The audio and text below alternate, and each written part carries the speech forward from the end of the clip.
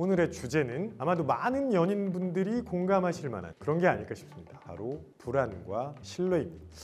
저 사람은 왜 저렇게 항상 불안해하지? 나를 못 믿어서 그런 거 아닐까? 지금 본인은 믿고 있다고 말하지만 그게 아닐 수도 있습니다. 이건 사실 조금 전문가에게 상담을 받으시는 게 나을 수도 있습니다. 얘는 답을 진짜 빨리 만들어내네요. 자, 답을 한번 살펴보겠습니다. 저는 불가능합니다. 물론 되게 좋은 말이긴 한데 저는 이게 실행 가능한지에 대한 의문이 조금 있긴 합니다. 그러면 교수님은 연애할 때 네. 연인에게 연락을 자주 하시는 편이었나요? 저는 아침에 한 번, 저녁에 한 번. 아니, 당신이 떳떳하면 나한테 숨길 게 없으면 이걸 쓰는 게 뭐가 문제야? 그때부터 다시 또 다른 의심의 싹이 트기 시작합니다. 과연 그게 맞을까? 또 다른 의심을 부르는 도구일 수도 있다. 안녕하세요. 인지심리학 공부하는 김태훈입니다. 지난 편에 이어서 오늘도 다시 열린 인공지능과 함께하는 연애상담소. 제가 지난 시간에 GPT가 하는 답변을 보면서 이런저런 생각을 많이 했었어요. 그래서 이번 시간에도 다시 한번 저희 생각과 GPT의 생각을 비교해 보려고 하는데요. 오늘의 주제는 아마도 많은 연인분들이 공감하실 만한 그런 게 아닐까 싶습니다. 바로 연인 사이의 의심과 신뢰 문제입니다. 오늘의 사연자는 연애를 하는 도중에 본인이 상대방을 너무 지나치게 의심을 하는 게 아닌가 하는 고민을 보내주셨는데요. 이런 의심이 과연 정말 본인의 문제인 건지 아니면 사연자에게 신뢰를 주지 못하는 상대방의 문제인지 그게 고민이라고 하네요. 자세한 사연 한번 확인해 보겠습니다. 안녕하세요. 저는 요즘 연애를 하며 제 스스로가 참 이상하다는 생각을 많이 하게 되는 20대 여성입니다. 저는 현재 사랑하는 사람과 만나고 있지만 제 마음이 자꾸만 불안정해지는 걸 느끼고 있어요. 그는 저에게 다정했고 저도 그런 그의 모습에 설레며 행복한 날들을 보냈습니다. 그런데 어느 순간부터 마음 한편에 의심과 불안이 자리 잡기 시작했어요. 예를 들어 그가 밖에서 친구들과 시간을 보낼 때 30분, 1시간 정도 연락이 없으면 저는 금세 걱정이 몰려와요. 혹시 어디 다른 데 간 건 아닐까? 왜 갑자기 연락이 없지? 이런 생각들이 꼬리에 꼬리를 물고 이어지면서 머릿속이 복잡해지죠. 이런 제 불안은 결국 우리 관계에도 영향을 미치기 시작했어요. 그에게 왜 연락이 없었어? 라고 추궁하듯 물어보게 되고 그가 그냥 잠깐 바빴어 라며 대수롭지 않게 답하면 저도 모르게 서운함이 치밀어 올라요. 그는 그런 제 모습이 이해가 되지 않는 듯 답답해합니다. 왜 항상 날 의심하듯이 물어보는 거야? 난 숨기는 게 없는데 라고 말할 때면 제가 정말 잘못한 걸까 하는 생각도 들어요. 몇 번은 이 문제로 크게 다투기도 했습니다. 그럴 때마다 내가 이 연애를 망치고 있는 건 아닐까라는 생각에 마음이 무겁습니다. 스스로도 이러면 안 된다는 걸 알아요. 그런데 이 감정은 마음처럼 쉽게 제어되지 않습니다. 결국 저는 고민 끝에 이렇게 도움을 요청하게 되었습니다. 제 불안을 잠재우고 관계를 지키기 위해 작은 조언을 받을 수 있을까요? 자, 본인의 사랑에 관한 고민을 이렇게 나누어 주신 사연자님한테 먼저 감사의 말씀을 전합니다. 이렇게 본인의 마음을 털어놓는다는 게 쉬운 일이 아니에요. 자, 우리는 일단 모든 사랑 앞에서 솔직해져야 합니다. 그래야 내가 어떤 생각을 하고 있고 내가 어떤 감정을 경험하고 있는지를 정확하게 파악할 수 있거든요. 그래서 제가 이 사연을 읽으면서 떠올랐던 키워드 두 가지는 바로 불안과 신뢰입니다. 이 두 가지가 지금 사연자의 마음에서 계속 부딪히면서 충돌하고 있는 것 같아요. 먼저 불안을 좀 살펴볼게요. 자, 불안은 그냥 부정적인 감정이라고만 생각하고 있을지도 모르겠는데 사실 불안이라는 감정이 굉장히 복잡합니다. 일단 불안이라는 건요, 우리의 생존 본능이랑 연결되어 있거든요. 우리의 조상 중에 불안감을 느꼈을 때 도망가지 않고 무언가 확인해 보려고 버티고 있었던 사람들은 다 사라졌어요. 그러니까 우리는 위험을 감지하거나 예상하지 못한 상황을 마주하게 되면 스스로를 보호하기 위해서 불안감이라는 감정이 들게 되고 그에 따른 행동을 하게 됩니다. 그런데 이 불안감이라는 게 관계에서는 부정적인 영향을 줄 때가 많죠. 특히 한쪽이 많이 불안하게 되면 저 사람은 왜 저렇게 항상 불안해하지? 나를 못 믿어서 그런 거 아닐까? 하는 생각을 할 수밖에 없거든요. 특히 사연자의 말처럼 연락이 조금만 늦어져도 너무너무 걱정이 많이 돼요. 이건 사연자를 굉장히 힘들게 만드는 감정일 겁니다. 그래서 이걸 잘 관리하지 못하면 점점 본인이 힘들어집니다. 그리고 그건 상대방에게도 온전히 그대로 전달될 수밖에 없어요.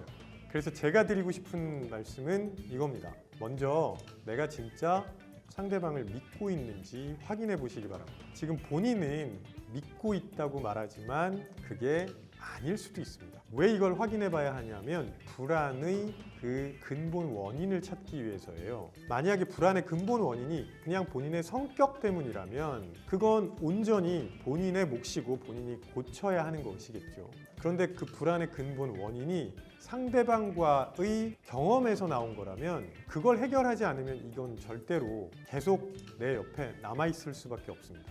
예를 들어서 예전에 상대방이 나랑 했던 약속을 어긴 적이 있다거나 혹은 나에게 무언가 숨긴 적이 있다거나 그런 일들 때문에 내가 지금 불안해할 수 있거든요. 그렇다면 상대방과 그 얘기를 다시 하면서 불안의 원인을 찾고 그걸 해결하셔야 됩니다. 그래야 그 다음 단계로 나갈 수 있어요. 두 번째로 말씀드리고 싶은 건 왜 불안해할까입니다. 그것도 역시 두 가지 가능성을 생각할 수 있는데요. 첫 번째는 내가 상대방을 너무 좋아하기 때문이에요. 이렇게 내가 좋아하는 상대방을 정말 내가 독점하고 싶은 그런 욕구로 이어질 수 있기 때문이죠. 다른 측면은 뭐냐면 상대방을 좋아해서가 아니라 내가 일반적으로 모든 관계에 대해서 혹시나 그런 식으로 대하고 있는 건 아닐까 하는 확인을 해보셔야 합니다. 그래서 내가 만약에 너무 좋아해서 그런 거라면 내가 온전히 그 사람을 혼자 다 소유할 수는 없잖아요. 그렇기 때문에 조금 놓아주는 게 필요할 거고요. 만약에 내가 일반적으로 그런 불안감을 많이 느끼고 있는 사람이라면 이건 사실 조금 전문가에게 상담을 받으시는 게 나을 수도 있습니다. 제가 드리는 답변은 이거였는데요. 챗 GPT는 이 사연에 대해서 어떻게 생각하는지 한번 물어보겠습니다. 야, 얘는 답을 진짜 빨리 만들어내네요. 자, 답을 한번 살펴보겠습니다. 첫 번째, 자신에게 질문을 하라고 하네요. 그러니까 불안하다고 느끼는 그 생각에 근거가 있는지 그걸 다르게 해석을 할 방법은 없는지 이런 부분들을 좀 확인해 보라고 조언을 하고 있고요. 두 번째로는 스스로 시간과 여유를 가지는 게 필요하다고 이야기하고 있습니다. 의심과 불안이 몰려올 때는 거기에 대해서 바로 반응하기보다는 잠시 멈추고 생각을 해보라는 건데 이건 사실 스트레스 관리에서 나오는 1번 법칙 중에 하나입니다. 그러니까 이렇게 뭔가 스트레스를 받거나 의심스럽거나 불안감이 몰려올 때는 충분히 심호흡을 하고 잠시 호흡을 가다듬고 다시 한번 생각해 보라고 권하거든요. 그런 이야기를 하는 게 아닐까 싶고 세 번째로는 솔직하게 그렇지만 차분하게 대화하라고 추천을 하는데 상대방에게 그냥 감정을 있는 그대로 전달하라는 얘기죠. 너 요즘 왜 이래? 이렇게 비난하거나 야, 너 요즘 나한테 뭔가 숨기는 게 없어? 이렇게 추궁하지 말고 왜 그런지 모르겠는데 내가 요즘 이렇게 불안감을 많이 느끼고 있어. 내가 불안감을 느낀 건 뭐 이러이러한 상황 때문인 것 같은데 넌 어떻게 생각해? 라는 식으로 얘기를 해보라는 게 아닐까 싶습니다. 그리고 네 번째로 작은 변화부터 시작하라고 하네요. 한꺼번에 뭔가를 다 바꿀 수는 없으니까 의심이 생겼을 때 잠깐 더 기다려보거나 혹은 그 상황에서 긍정적인 가능성을 상상해 보라고 합니다. 이거는 불가능합니다. 그 상황에서 긍정적인 가능성을 상상할 수 있었다면 이런 불안이 의심으로 이어지지 않아요. 이건 되게 좋은 말이긴 한데 저는 이게 실행 가능한지에 대한 의문이 조금 있긴 합니다. 어쨌거나 챗GPT가 결국은 어떤 식으로 마무리를 하는가 하면 이 사연자가 느끼는 불안이라는 건 사연자가 상대방을 소중히 여긴다는 증거라고 얘기를 하네요. 이건 제가 드린 말씀과 연결되는 부분이 있고 그리고 건강한 사랑이라는 건 의심이 아니라 신뢰 위에 세워져야 한다는 걸 꼭 기억해야 된다고 얘기를 합니다. 챗GPT가 또 멋진 말을 하나 하네요. 저도 이런 걸 좀 어디서 찾아와가지고 했으면 좋겠는데 건강한 사랑은 의심이 아닌 신뢰 위에 세워져야 합니다. 사랑하기에 불안하지만 사랑하기에 신뢰할 필요가 있어요 라고 얘기를 하네요. 교수님은 제자분들 연애 상담 많이 해주시나요? 네, 되게 많이 해줍니다. 전공이 심리학이라서 그런지 자꾸 저한테 물어봐요. 그때마다 다들 막 오 감사합니다 이러고 가나요? 다들 그러긴 하는데 그게 저한테 보여주려고 하는 건지는 잘 모르겠네요. 그러면 교수님은 연애할 때 네. 연인에게 연락을 자주 하시는 편이었나요? 저는 이것 때문에 사실 되게 많이 혼났는데 사실 저는 연락을 그렇게 자주 하는 편이 아닌 거예요. 근데 왜 그러냐면 저희 부모님이 그러신 편이었어요. 그러니까 저도 모르게 그렇게 배웠나 봐요. 그래서 아니 이럴 때는 연락을 해줘야 되는 거 아니야? 라고 핀잔을 들으면 그래? 하고 반문을 할 때가 되게 많았습니다. 그렇다면 교수님의 그 애인분은 몇 분에 한 번씩 하길 바랬고 교수님은 어떻게 하셨는지 궁금해요. 아, 저는 애인은 없고 아내분. 네, 아내가 있습니다. 예전에는 뭐 제 아내도 엄청 자주 연락해달라고 하는 편은 아니었는데 그래도 저보다는 자주였고요. 그러니까 굳이 따지자면 뭐 어딘가에 이동을 할 때 그럴 때는 꼭 연락을 해줬으면 하고 저는 아침에 한 번 저녁에 한 번 이것도 한번 챗GPT한테 물어볼까요? 네, 네. 좋아요. 자, 챗GPT한테 연인이 있으면 몇 분에 한 번 연락해야 한다고 생각하는지 물어보겠습니다. 얘가 답을 굉장히 자세하게 썼는데요.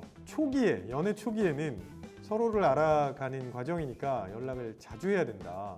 하루 종일 해도 된다. 근데 오래된 연인은 각자의 일상을 존중하면서 필요한 순간에만 연락을 주고받을 수 있다. 이렇게 얘기를 하네요.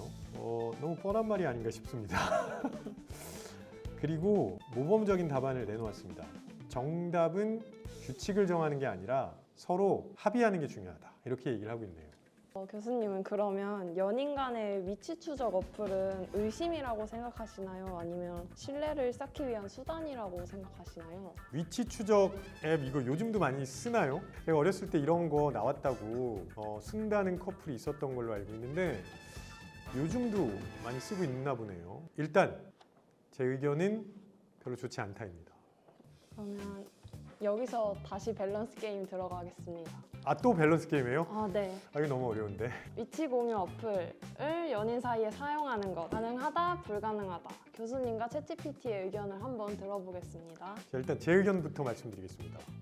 저는 일단 사용하지 않는 걸 추천합니다. 문제는 나는 안 쓰고 싶은데 상대방이 쓰자고 강요할 때가 있거든요. 그래서 그때 나오는 얘기가 보통 뭐냐면 아니 당신이 떳떳하면 나한테 숨길 게 없으면 이걸 쓰는 게 뭐가 문제야? 그런 식으로 이제 얘기하면 대응하기가 되게 어려워요.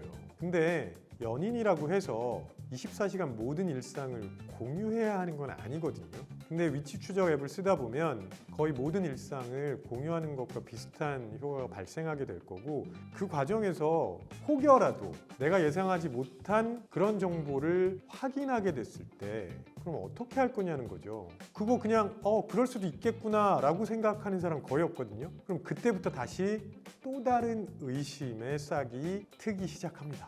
과연 그게 맞을까? 저는 그런 부분에서 좀 걱정이 많이 됩니다. 그래서 위치 추적 앱은 또 다른 의심을 부르는 도구일 수도 있다. 이게 제 결론입니다. 자, 챗 GPT의 의견을 살펴보겠습니다. 가능한데 조건부로만 가능하다고 하네요. 뭐라 그러냐면 건강하게 사용을 할 때와 문제가 될 수 있는 경우를 나누고 있는데 건강하게 사용하는 건 서로의 안전을 위해서 위치를 공유하는 거 혹은 서로의 추억을 기록하려고 사용하는 거 이런 게 건강하게 사용하는 거라고 하고 안전을 위해서 위치를 공유하는 거는 다른 앱도 많은데 굳이 이걸 해야 할까 싶습니다. 문제가 될 수 있는 경우는 상대방의 위치를 끊임없이 확인해서 의심하거나 간섭할 때 혹은 사생활의 자유를 침해하는 수단으로 변질될 때 이렇게가 문제가 될 수 있다고 얘기하는데 사실 처음에는 건강하게 사용하려고 시작을 하죠. 처음부터 뭐 이런 생각을 하고 하는 사람이 있을까요?